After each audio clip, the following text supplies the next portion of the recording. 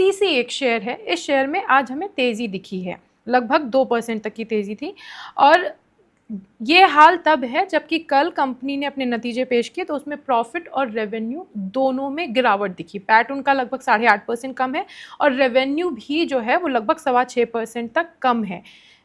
इस कंपनी में ऐसा क्या खास है कि मतलब रिजल्ट का सीजन चल रहा है तो हम देख रहे हैं कि मार्केट उसी हिसाब से मूव करता है जैसे रिजल्ट आते हैं। अगर रिजल्ट खराब आए तो मार्केट गिरावट दिख जाती है शेयर में, और अगर अच्छे आते हैं तो फिर शेयर अच्छा चल निकलता है। तो मुझे दो चीज़ें यहाँ पे जाननी, जोमेटो के साथ भी मैंने ये चीज़ नोटिस की थी कि उनका रेवेन्यू इतना अच्छा नहीं था, उनका रिजल्ट इतना अच्छा नहीं था, फिर भी शेयर 7% की तेज़ी उसी दिन देखी गई थी।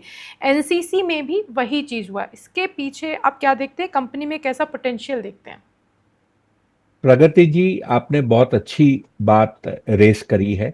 इसके दो मुख्य कारण होते हैं। कुछ शेयर बाजार में ऐसे होते हैं जो रिजल्ट के विपरीत चलते हैं।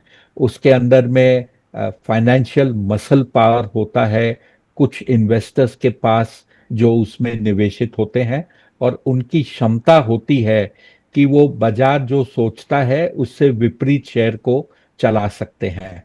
हो सकता है ये एक कारण हो सकता है रिजल्ट के अंदर में कंपनी ने फ्यूचर के बारे में कुछ इंडिकेशन दिया हो जिससे लोगों को ये लगता है ये नतीजे खराब थे बट आने वाले अच्छे होंगे।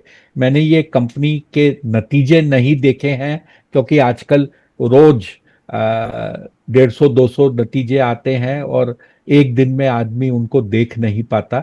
बट ये कुछ मुख्य कारण होते हैं जहां पे जब रिजल्ट के अनुकूल बाजार नहीं चलता बट उसके विपरीत चलता है।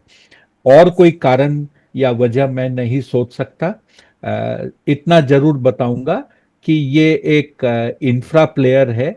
इंफ्रा के धंधे में कंपनी लगी हुई है, और इंफ्रा फिलहाल देश में एक काफी फ्लेवर्ड सेक्टर है क्योंकि बहुत काम है हर कंपनी के पास इस क्षेत्र में।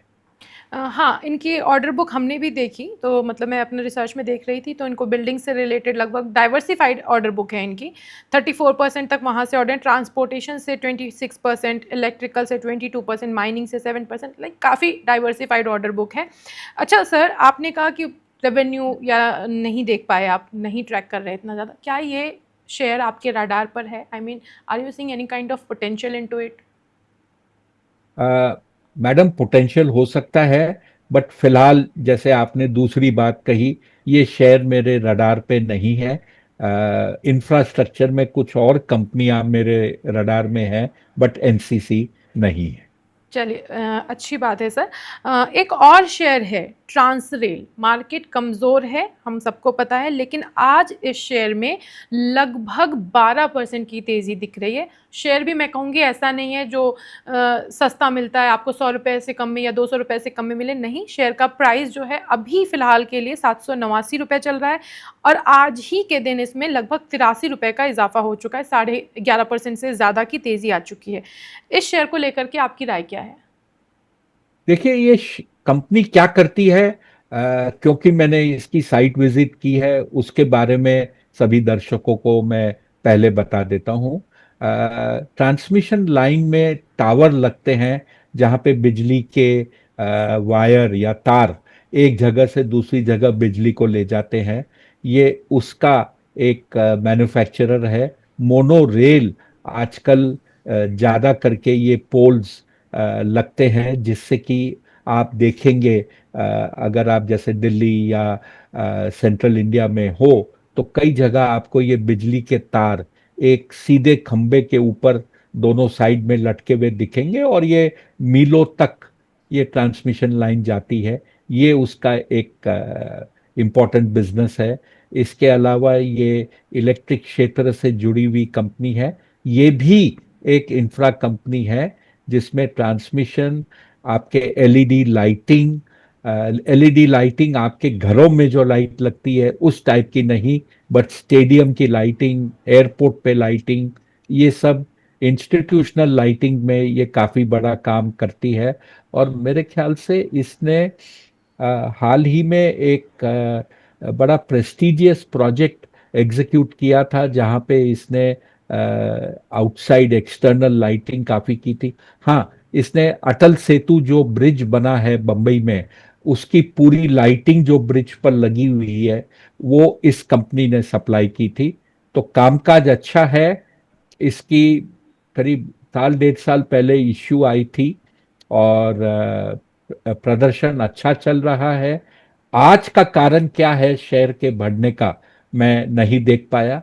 आज 3-3 लिस्टिंग थी, तो मैं उसमें थोड़ा सा ज्यादा व्यस्त था।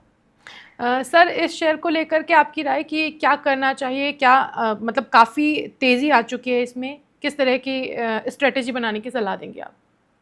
देखिए, शेयर अच्छा है। अगर आप निवेशित हैं तो निवेशित रह सकते हैं। आज का क्या ट्रिगर है इस टाइप के 11% की तेजी आने का, ये देख कर ओपिनियन बनाया जा सकता है क्या करना चाहिए। But as a whole share अच्छा है, सेक्टर अच्छा है, कंपनी का प्रदर्शन अच्छा है। ओके, कंपनी में दम दिख रहा है, लेकिन वही बात हम फिर से कहेंगे कि अगर आपको कुछ भी इन्वेस्टमेंट करना है तो सिर्फ हमारे एनालिसिस से ना करें, अपने फाइनेंशियल एडवाइज़र को 100% कंफर्म करें, क्योंकि हमारा तो काम है, हम न्यूज़ में देखते हैं कोई चीज़ें तो उसको डिस्कस करेंगे ही। आज भी ये शेयर ट्रेंड कर रहा है, इस वजह से करें।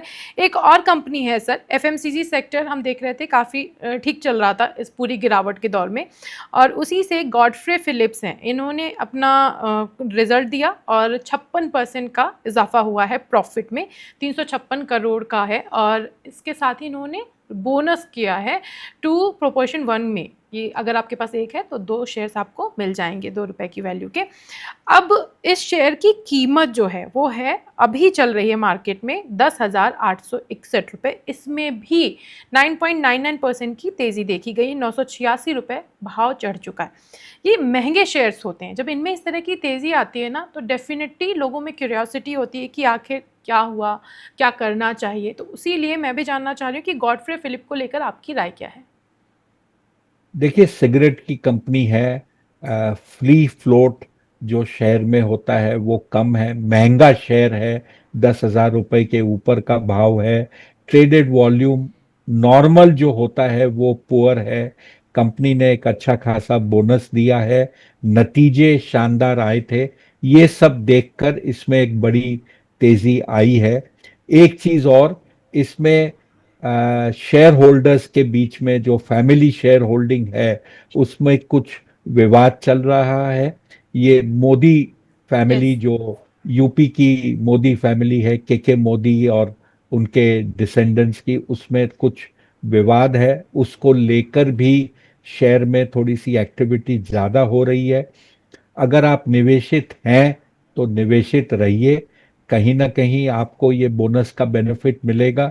उसके बाद एक्स बोनस होने के बाद आप निर्णय ले सकते हो कि क्या आपको जो एडिशनल शेयर मिले उसमें से कुछ मुनाफा वसूली करनी चाहिए या नहीं।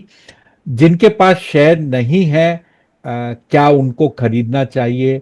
मेरे ख्याल से 1-2 दिन और रुक जाइए, क्योंकि जब बहुत ज्यादा अच्छी न्यूज आती है तो 3 दिन की चाल शेयर में देखने को मिलती है। उसके बाद कितना भी अच्छा या बुरा इवेंट हो, शेयर में करेक्शन आ ही जाता है। एग्जैक्टली, तो अगर आप मतलब इसमें जो भी राय रखना चाहें, आप जो भी करना चाहें, तो उसके लिए थोड़ा सा वेट करना चाहिए। और दूसरी चीज़, अपने फाइनेंशियल एडवाइज़र से 100% सलाह लें, क्योंकि हम एनालिसिस कर रहे हैं, हम सिर्फ आपको इसका स्वॉट बता सकते हैं कि स्ट्रेंथ कहाँ पे है, वीकनेस कहाँ पे है, क्या अपॉर्चुनिटीज़ हैं, दैट्स इट।